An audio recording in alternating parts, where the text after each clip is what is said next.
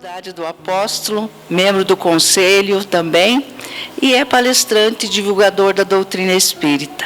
Então vai nos falar sobre obsessão e suas máscaras, né? Saúde e espiritismo. Que Jesus o abençoe.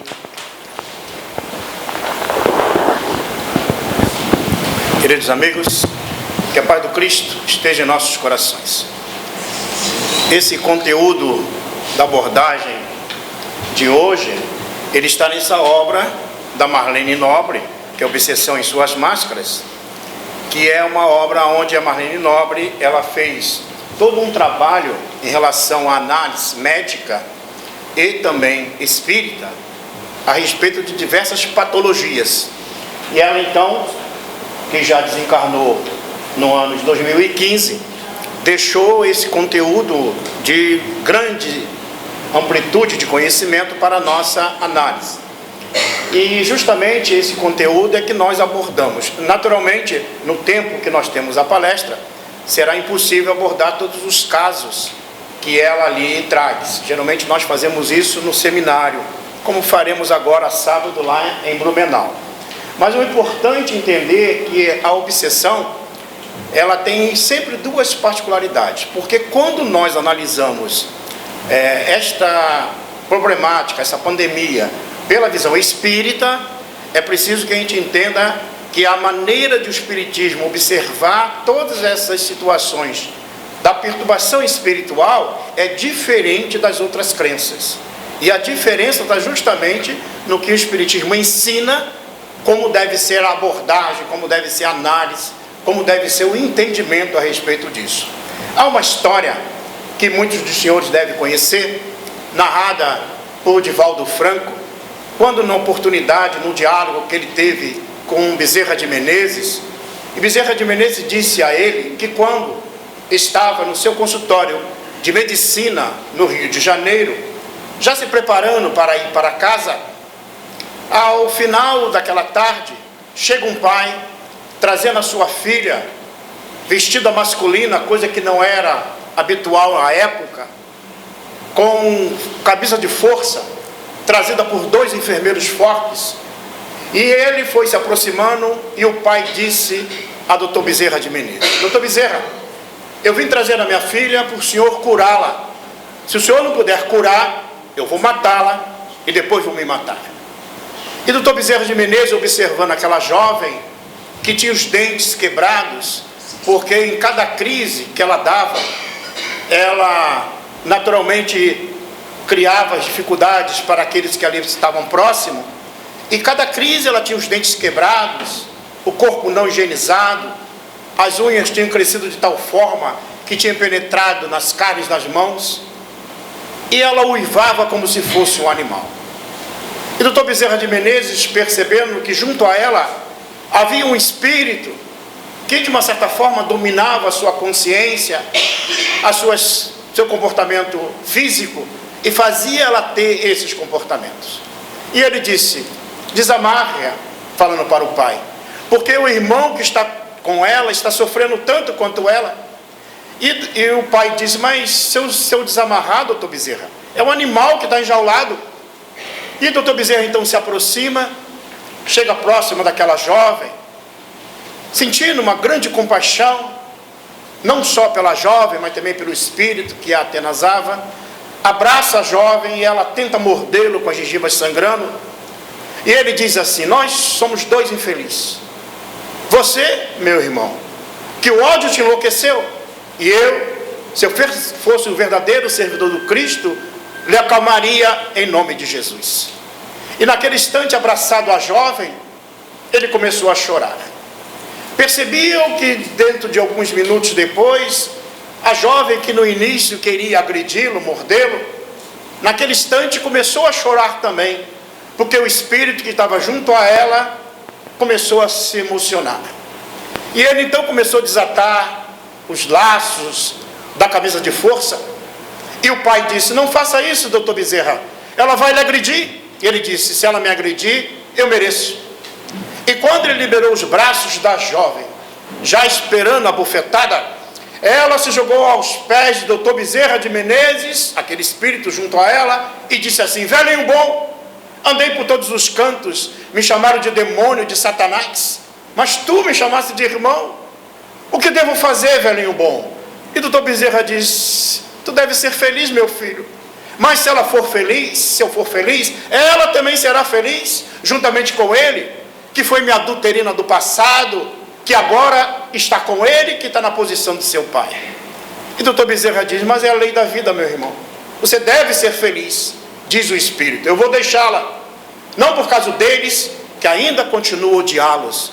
Eu vou deixar porque encontrei alguém que me resolveu amar. Haviam se passado 12 anos daquele processo de subjugação corporal, moral, em que ela estava envolvida. O pai, muito choroso, abraça a jovem, que recobra a consciência.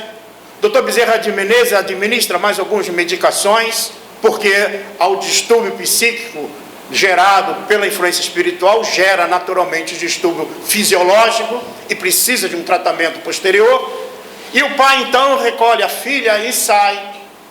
Nessa cena, já podemos perceber a maneira que o Espiritismo lida. Primeiro ponto fundamental nessa história é que o Espiritismo não considera as almas como criadas como diabo, demônio, Satanás. Na visão da doutrina espírita, todos somos filhos de Deus.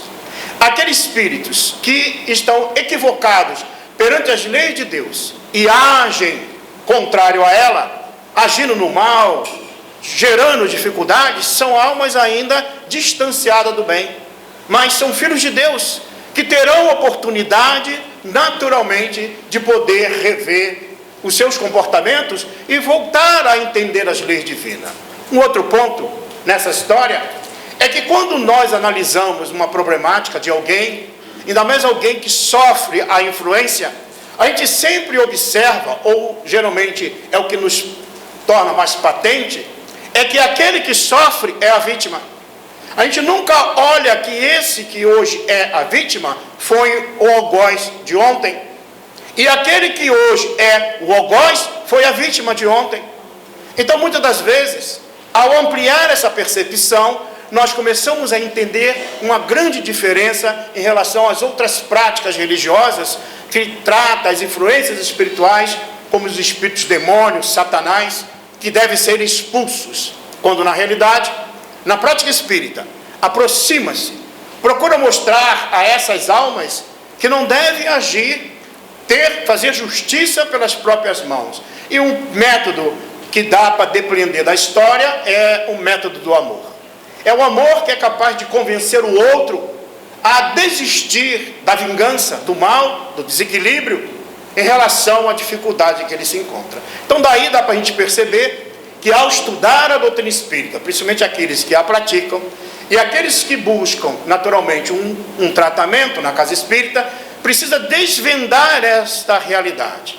Porque por mais que as ciências, as terapias, as ações existem para nos auxiliar a tranquilizar nossa mente, o nosso coração, existem vínculos psíquicos, emocionais de outras existências, quando não trabalhados, quando não estudados, quando não analisados e quando não revistos, geram dificuldades morais, comportamentais na vida presente. Então, o que é obsessão?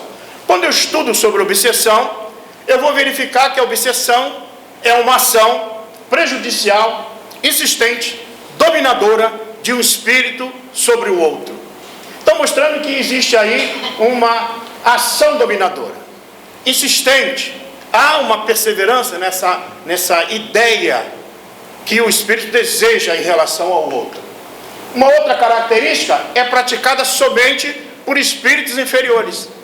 Muitas das vezes, quando a gente fala assim, meu anjo de guarda está me obsidiando, anjo de guarda não obsidia ninguém. Geralmente os anjos de guarda sempre são espíritos superiores. Os nossos espíritos superiores, chamados anjos de guarda, espírito protetor, mentores espirituais, essas almas, por compreender as leis divinas, nos intuem para o bem, nos intuem para a prática do amor, nos dá a intuição, nos sugere comportamentos, mas não interfere em nosso livre-arbítrio. Mas os espíritos desta natureza, considerados inferiores, que ainda não compreende, além de influenciar, interfere no livre-arbítrio daquele a quem ele deseja prejudicar. E é sempre uma influência nociva. Então essa influência pode ser passageira, de alguns minutos, de algum momento, ou pode ser prolongada, onde pode gerar até algumas dificuldades fisiológicas, até gerando os quadros da doença. Mas o ponto principal, quando nós analisamos esses casos das influências espirituais, que muitas vezes desejamos que não aconteça conosco, justamente decorre sempre de uma imperfeição moral.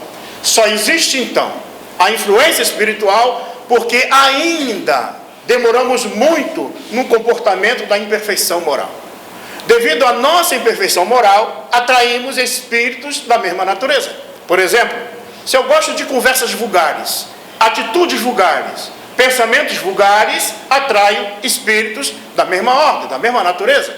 E sofro o constrangimento dessas almas que polulam o nosso ambiente psíquico, físico, ou do ambiente do nosso lar, da cidade, da sociedade, dos ambientes onde nós frequentamos. Agora, quando eu tenho pensamentos saudáveis, atitudes saudáveis, procurando voltar sempre o olhar para o bem, eu atraio o espírito da mesma natureza. Então vejo que o ponto básico vai estar justamente na imperfeição moral da criatura. Podemos então classificar ou estabelecer duas áreas básicas da influência espiritual, da obsessão. Da lei de causa e efeito, que é o resultado de ações anteriores, sabida ou não. Às vezes eu posso ter ideia do que eu fiz, ou às vezes, da grande maioria, eu não sei o que eu fiz, não tenho ideia, e às vezes até é bom não saber, porque às vezes gera maior dificuldade. Isso geralmente está estabelecido a partir de um comprometimento de vidas passadas, como o fato que eu narrei. Então houve um comportamento no passado em relação àquele espírito que a atenazava, ela no comportamento anterior da sua existência, gerando então para aquele que foi de uma certa forma deslustrado na confiança, com um processo de vingança. E aí então há o desejo de vingança. Geralmente, quando o quadro das obsessões estão dentro deste parâmetro, ou dentro dessas vinculações, elas necessitam de uma interferência de uma terceira pessoa, de uma casa espírita, de um local onde o indivíduo possa ter uma interferência para que esses que assim desejam fazer, eles possam ser auxiliados, eles possam ser orientados. E da mesma forma, aquele que sofre a constrição dessas influências também modifique o seu comportamento moral para que ele possa se forrar de energias psíquicas e emocionais para poder sustentar. E a outra situação é a afinidade moral, que vai estar vinculada justamente naquele ponto em que a grande maioria de nós ainda nos demoramos, que é as imperfeições morais. Da grande maioria nesta área, muitas das vezes podemos nos livrar, dependendo da situação. E aonde está essas imperfeições? Onde está essa motivação? Nas preferências e tendências viciosas. Então, se eu mudo as minhas tendências viciosas, meus comportamentos, eu saio da sintonia desse tipo de vibrações de espíritos da mesma natureza. Por exemplo, essas influências podem ser uma influência passageira, nos intuindo ou nos instigando a algum comportamental, ou falar algo de alguém, ou até nas redes sociais escrever algo sobre A ou B ou C, e muitas das vezes nós ficamos com aquele panorama psíquico durante o nosso dia inteiro, na mente, no coração, vibrando naquele desequilíbrio. Aquele na quem eu quero ferir, que já às vezes está distante, principalmente na rede social, eu continuo ainda desajustado vibracionalmente. E vou ter problemas, dificuldades no meu relacionamento daqueles que estão próximos de mim. É no lar, é no ambiente de trabalho, é na rua, é qualquer situação, eu já me encontro descompensado psiquicamente e acabo entrando nessas sintonias de dificuldades. O processo da obsessão, ela está ligada simplesmente à sintonia mental. Ou seja, é uma permissão. eu permito que isso comece a acontecer. E aí há o envolvimento fluídico e o processo ele trabalha na base da hipnose. Ele começa por processos pequeninos, por exemplo, na obsessão simples, eu percebi que quando eu entrei aqui tinha um grupinho falando de mim. E assim que eu entrei parou de falar. Então veja, é uma pequena perturbação. De repente ele volta ao equilíbrio e vê, não foi nada disso. Eu acho que eu não fechei meu carro. Eu acredito que a metade vai querer ver se fechou o carro agora, né? Então geralmente é essas pequenas perturbações que tiram a minha paz durante uns minutos e daqui a pouco o que faz? Eu raciocino e falo, não, mas não tem nada no carro para levar, né? Então eu fico tranquilo. Ou qualquer outra perturbação menor. Então veja, a obsessão simples é algo que eu posso, de uma certa forma, rever o comportamento. Então essas pequenas perturbações eu sou capaz de uma certa forma, debelá-la. Agora, quando começa a ficar um pouco mais complexo, a esse processo hipnótico de dominação da mente do outro, ela se torna um pouquinho mais, vamos dizer assim, vinculante, no sentido do indivíduo não conseguir se libertar com muita facilidade. Quais formas de obsessão que existem? Segundo a nossa irmã Sueli Calda Schubert, no livro Obsessão e Desobsessão, ela vai falar que existe basicamente essas formas. A obsessão de encarnado para encarnado. Alguém pode dar algum exemplo de encarnado para encarnado? Em casa alguém tem alguma coisa assim? Alguma dificuldade? Então geralmente é aquelas pessoas, né, que muitas vezes não entendem a liberdade do outro. Hoje os homens estão precisando fazer uma reciclagem comportamental, porque os homens estão achando que tem o poder sobre o outro, não aceita, aí está entrando no lado da violência, impondo comportamentos, coisas que já não cabem no mundo atual, mas muitas das vezes se deixa envolver por isso. Geralmente esse processo de vinculação existe aí nos laços afetivos diversos, existe nos laços afetivos do filho com a mãe com o filho, são algumas características que nós encontramos ainda na nossa caminhada terrena. E esse é um processo ainda muito difícil. Há do desencarnado para desencarnado, ou seja, os dois fora do corpo físico. Certa feita, participando de uma ONG lá em Florianópolis, no Morro do Horácio, na subida do Morro da Cruz, nós temos um lado as mansões ali, o pessoal um pouco mais facilitado pelos bens materiais, e o Morro do Horácio fica bem colado daqueles que não têm essas condições materiais. E ali então entretém-se o comportamento da venda de drogas, de vários desequilíbrios. E a ONG fica justamente no meio, para poder atender as crianças no contraturno, para poder auxiliar. Bom, fazendo algumas atividades naquela casa, durante algum tempo, fazíamos palestras, orientações, quando nos eram permitido, com as crianças, com os adultos que ali frequentavam. E certa feita, ao sair dali, fomos para a nossa casa espírita, o Centro Espírita Amor, Humildade do Apóstolo, que fica também ali em Florianópolis, e ali chegando, fomos participar logo após de uma reunião mediúnica. E um médium que estava na reunião, que nem sabia que nós tínhamos participado desta atividade, um espírito através dele disse assim: me ajude, eu mandei muita gente para o lado de cá e agora está todo mundo atrás de mim. Então veja, ele tinha tirado a vida de vários espíritos, de várias pessoas, para domínio daquela região, e foram tiradas a sua vida. Quando foi tirada a vida dele, nós estávamos por lá, ele se aproximou, veio junto conosco, e na casa espírita ele pedia socorro, porque ele tirou a vida de vários, e quando chegou no plano espiritual, estava todo mundo vivo, e todo mundo atrás dele. Então imagine a cena, Então o processo obsessivo, por isso que não adianta, mas vamos tirar a vida que resolve. Não resolve.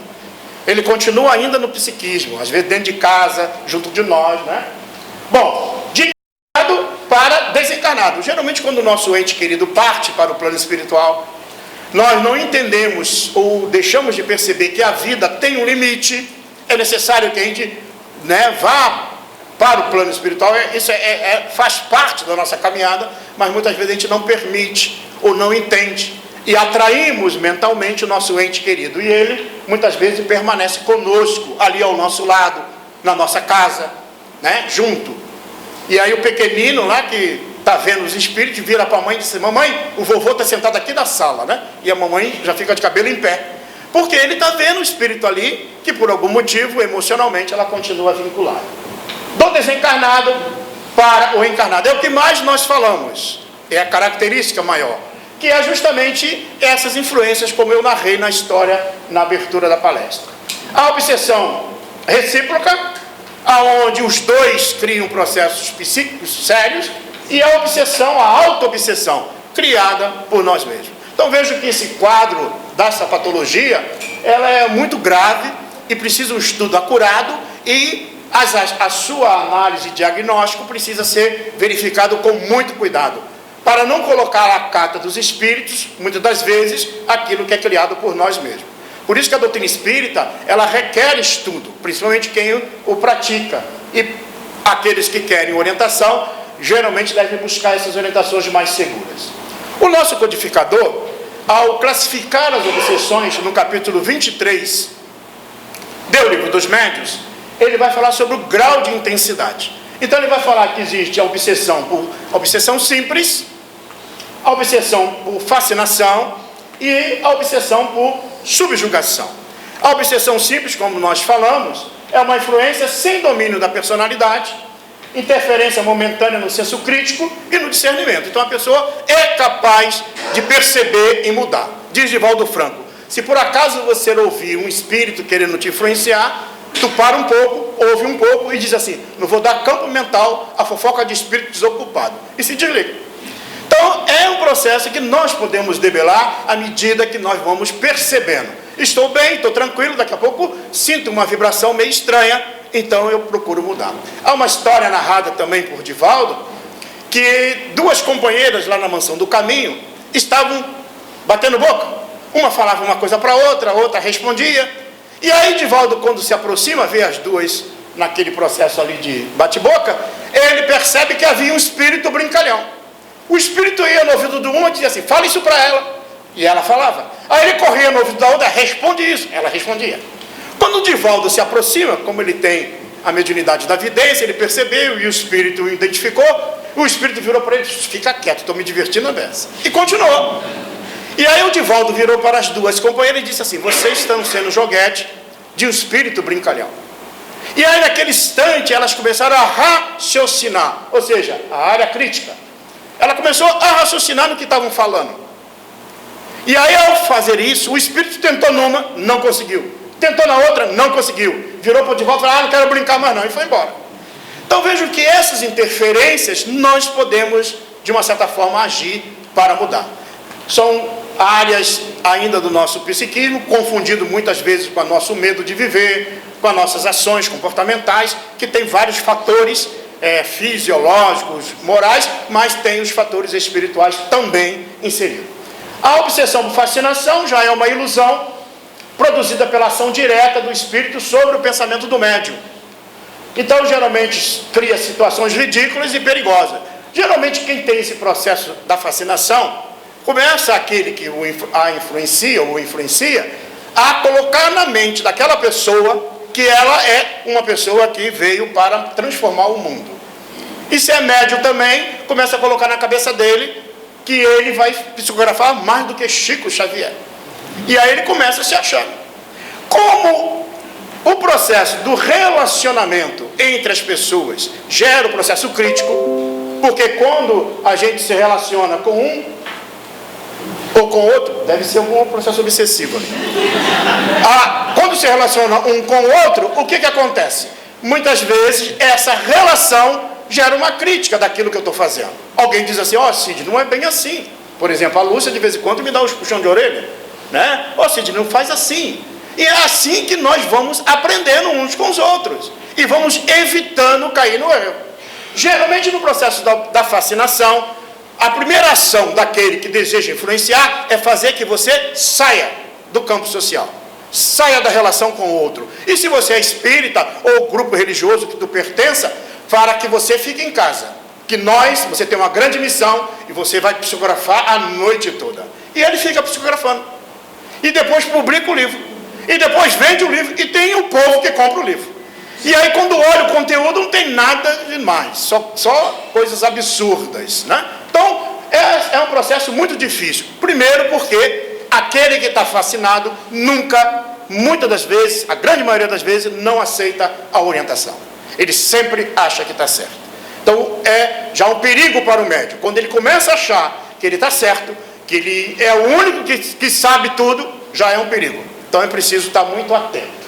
E o processo então da obsessão, da subjugação, pode ser moral, onde é o domínio sobre as ideias. Então isso aí já está um domínio completo do comportamento do indivíduo, do senso crítico, e também o domínio na área material, dos órgãos materiais, que é, de uma visão mais ampla, como uma possessão, não possessão propriamente dita, porque não existe a ideia de um espírito substituir o outro. Por exemplo, quando nós reencarnamos, nos vinculamos à estrutura do nosso corpo físico e só a deixamos quando desencarnamos, quando é a morte do corpo físico.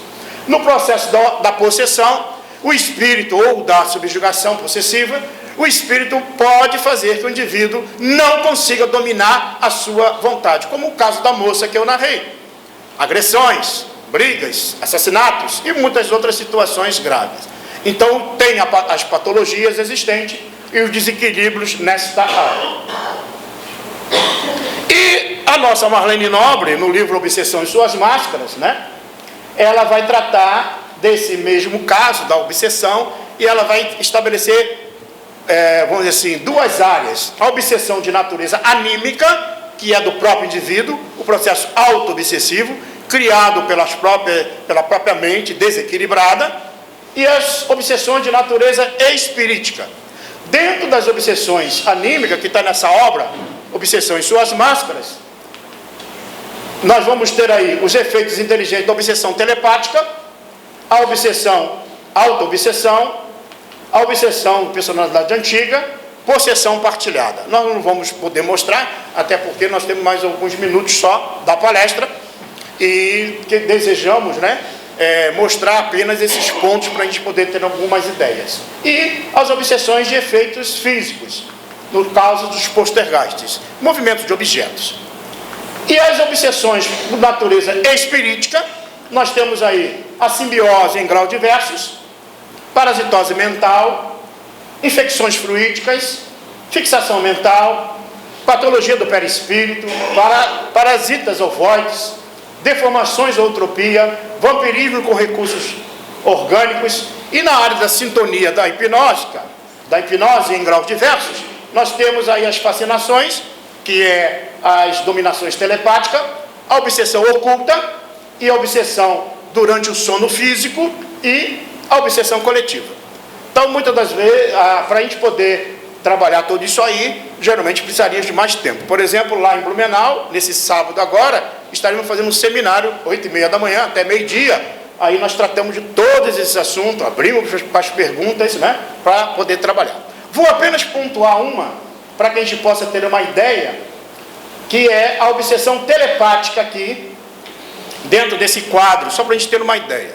Lembrando que a Marlene Nobre, ela não só identificou essas problemáticas, mas ela mostra exemplos, ela relata exemplos que estão nas obras de André Luiz. Então, na realidade, é um estudo nas obras de André Luiz feito por ela, e dali ela retirou os casos e classificou. Então, nós temos aqui o caso que está, né, nos domínios da mediunidade, que é o caso de Anésia e Jovino. Eu vou narrar esse fato, que ele pode ser um pouco mais comum do que se parece, mas a gente às vezes não possa ter a ideia do que acontece. Por exemplo, aqui é a esposa. Jovino permanece sob imperiosa influência, dominação telepática da amante. Então ele é casado e ele então tem a amante. Então ele é dominado por ela.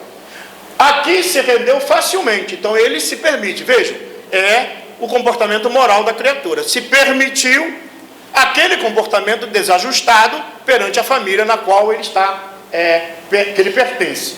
Considerando-se que marido e mulher respiram o regime de influência mútua, essa atuação envolve também a mulher atingida de forma lastimável.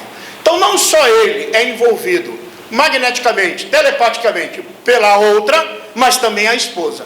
Imagine agora o lar, a família, os filhos, todos são envolvidos dentro daquele quadro ali.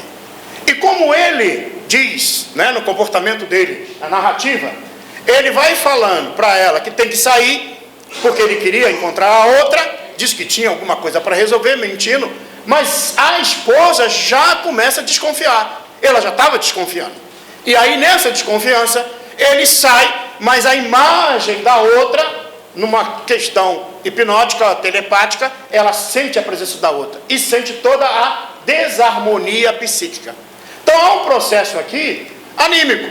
A outra está encarnada e ela também está encarnada. Então, aqui há um processo simbiótico de desequilíbrio. Naturalmente, isso aí leva à hipnose de pensamento emitido por ondas. Então, vejo que os quadros são muito sérios. Por isso que aquele comportamento, tanto do homem como da mulher, como do casal em si, não importa as características, quando há o deslustramento do compromisso afetivo, gera esse processo para a economia moral do próprio lar. E todos são afetados. Por isso que os quadros, às vezes, no seio da família, se tornam um pouco mais grave, porque já há uma tendência desse processo estar aumentando psiquicamente, e aí vai chegando via desfatos até os processos de agressividade que aí nós estamos vendo sendo aumentado a cada dia mais. Estou mostrando que é um caso. Agora, olhem que interessante. André Luiz, então, juntamente com o mentor espiritual que está no ambiente, ele começa então a perceber a presença dela aqui. No plano espiritual, pelo processo de análise pela vida espiritual, se percebe a imagem da outra e a irradiação mental.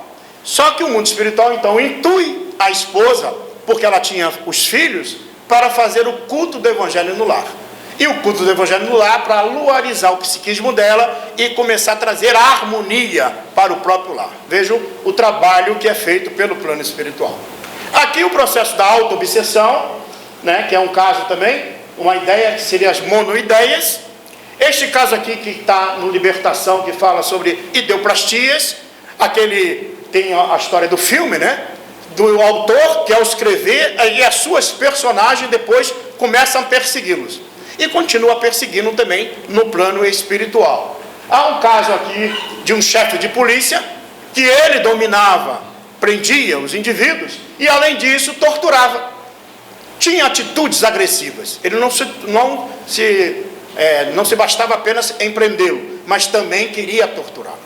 Depois que passa o tempo da vida dele, que ele se aposenta, ele começa a entrar no processo, principalmente depois que nossos órgãos fisiológicos começam a diminuir a sua capacidade de resistência psíquica, ou seja, vamos chegando numa idade, né, quase voltando de novo, e aí começa a vir na nossa mente o quê? O material daquilo tudo que nós ficamos retendo durante toda a nossa vida, na nossa caminhada terrena.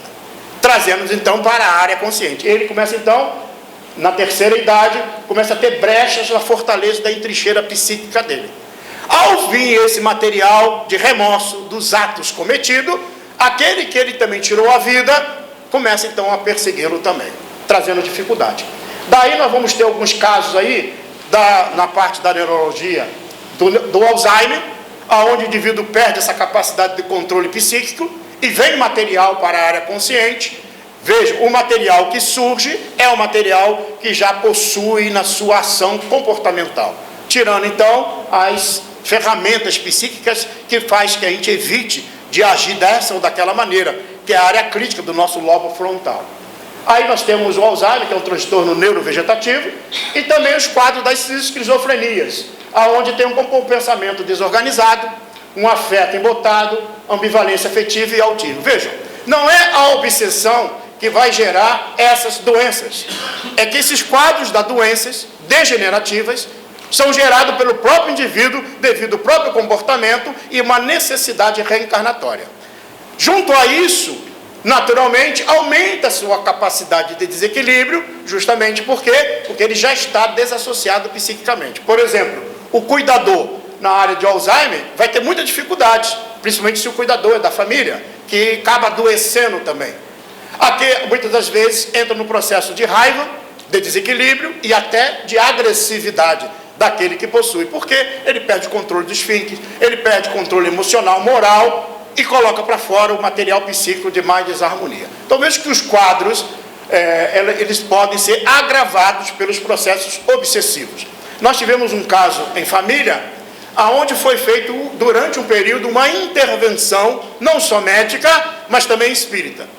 Aonde dava passe, aonde era feito todo o processo de ajuste espiritual e se conseguiu controlar durante alguns anos o desequilíbrio do Alzheimer, durante um bom tempo, até que depois chegou ao óbito. Passado alguns anos depois, aquele indivíduo, aquela pessoa que estava todo esse processo, numa comunicação na casa espírita, ele volta e vem agradecer, porque aquela patologia serviu para botar para fora o material psíquico que ele armazenava com ele há muito tempo. Mas pediu, agradeceu, porque a família conseguiu ampará-lo para poder ajudar a passar aquele grande processo de provação. Bom, para fechar, apenas o tratamento. Olha que Allan Kardec nos coloca lá no A Gênese, no capítulo 15.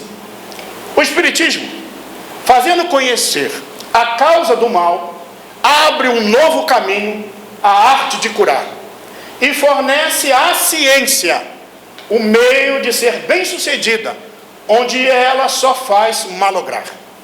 Muitas vezes por não atacar a causa primária do mal. Então veja, hoje quando a ciência analisa uma patologia, ela vai na periferia orgânica, ela vai nessa estrutura, ou tenta encontrar no organismo os elementos que geraram aquelas dificuldades. E se a consideram na área do campo psicológico, também radicado no processo neurológico. Agora, quando começarem a se perceber as questões voltadas de vidas anteriores, nos quadros mais diversos psíquicos do comportamento moral da criatura humana, os resultados, os tratamentos, eles poderiam ser mais precisos. É isso que a Marlene Nobre, como médica espírita, presidente da Associação Médica Espírita do Brasil, ela sempre dizia que a medicina, quanto medicina, precisa reler esses 160 anos de espiritismo, para poder entender essa nova informação trazida para a humanidade, para se entender o mecanismo da evolução humana. O tratamento, lembrando sempre que o tratamento é de libertação de ambos, tanto a vítima quanto o obsessor. O método de esclarecimento, como eu já disse, o obsessor e o obsidiado são enfermos, né? As duas criaturas vivem em regime de comunhão psíquica, de pensamento e vibrações, então precisam se harmonizar ou, vamos dizer assim, se educar nessas áreas. Então a vontade do paciente é importante, raiva, mágoa, ressentimento, inveja, que muitas vezes nós nutrimos, é o resultado das nossas mazelas psíquicas. Mudar o panorama mental negativo para o panorama mental positivo, ou seja, fazer um disciplinamento mental, emocional. Está aí a Rô, que pode ensinar bastante coisa sobre isso, né? A reforma íntima, que mostra que a obsessão é sempre uma imperfeição moral, porque é esse ponto que é fundamental de se transformar, se modificar, para poder conseguir um resultado salutar, feliz. E também a prece. A prece, nós temos um trabalho particular da prece mostrando o benefício da prece, porque o ato de orar leva a criatura a entrar em panoramas psíquicos, emocionais, morais, das grandes esferas espirituais, de bons espíritos, atraindo então saúde, equilíbrio para aquele que ora. A oração é benéfica, ela refaz o psiquismo do nosso psiquismo. A evangelização, ou seja, a palestra pública, os grupos de estudo, as leituras, boas leituras, o passe que a Casa Espírita oferece, a água frutificada, que o benefício que os espíritos trazem e colocam, mas lembrando sempre que toda essa terapêutica requer de aquele que a recebe mudança comportamental. Então, participação do paciente, vontade, mudança de pensamento, reforma íntima, isso vai trazer um processo de autodesobsessão. Então é um processo que a gente começa a trabalhar. E por último, o Evangelho no lar. Aonde nós podemos trazer a luz do Evangelho no lar, não só para mim, mas para aqueles que ali morejam. O esposo, a esposa, o filho, os filhos, porque o plano espiritual, ele está junto. E olha um detalhe, lembra lá dos entes queridos que partiram para o plano espiritual, que a gente às vezes acha que eles estão longe, às vezes estão aqui, ó, assistindo também no culto do Evangelho no lar. Então, por isso que o culto do Evangelho no lar, ele é uma terapêutica não só para aqueles que estão ali, na família, mas aqueles também encarnados, mas aqueles que também estão no plano espiritual. e, naturalmente, há uma intervenção do plano divino para harmonizar a família. Então, vejam, o trabalho que a casa espírita e a doutrina espírita oferece é de esclarecimento, entendimento sobre a causa, para que a partir desse entendimento nós possamos construir a nossa felicidade. E quando há atrelado a esses processos obsessivos, as dificuldades fisiológicas, precisa ser tratado pela medicina. Por isso que existem as ciências, mas também precisa haver a terapêutica espírita para modificar. Terminada depois a sua peregrinação pela terra, Dr. Bezerra de Menezes retorna à pátria espiritual, anos depois daquela situação que aconteceu em seu consultório. E quando ele chega no plano espiritual, ele é recebido por Celina, a enviada de Maria, a mãe do nosso Senhor Jesus Cristo. E ela então diz a Dr. Bezerra: venha, Dr. Bezerra de Menezes, apraz a nossa Mãe Santíssima, que tu não permaneças mais no orbe terrestre de dor, de sofrimento, vá para o mundo melhor. E ele diz assim: Celina, se eu posso pedir, peça a nossa mãe para que eu permaneça na terra, para ajudar aqueles que sofrem, aqueles que padecem. E naquele instante, Celina diz: um momento só, doutor Bezerra. Ela se afasta vibracionalmente e depois retorna e diz assim: foi-lhe concedido, doutor Bezerra, pode permanecer na terra quanto tempo quiseres ficar para ajudar os necessitados. E ele começou a ouvir vozes do lado de fora, na casa, no plano espiritual onde ele se encontrava, até que ele pergunta: Celina, que barulho é esse? E ela diz: venha ver, doutor Bezerra, venha ver. E levou ele até a sacada, na janela da sacada onde dava visão para o jardim, e ele viu que aquele jardim estava repleto de espíritos, agradecendo pelo bem que ele tinha feito na terra. Obrigado pelo remédio, obrigado por isso. E lá no meio da multidão, levantou uma mão e disse assim: lembra de mim, velhinho bom? Lembra aquele dia que acendeste uma luz no meu coração? E ele viu que o coração daquele espírito estava transformado numa estrela. Vejam, por mais que eu tenha mágoa de alguém, por mais que eu tenha ódio de alguém, não se vincule a isso, porque isso vai trazer grande prejuízo moral para si mesmo. E quando eu me liberto, quando eu me perdoo, quando não mais registro a mágoa e esses ressentimentos guardados, eu começo a entender o grande motivo de nós estarmos reencarnados, para junto dos bons espíritos aprendermos a agir no bem, como Cristo, como os bons espíritos agem para a modificação. E o amor é a única fonte que não se esgota de forma nenhuma em benefício nosso e daqueles que Deus colocou em nosso caminho. Que Deus nos abençoe e nos fortaleça sempre na prática do bem. Muita paz.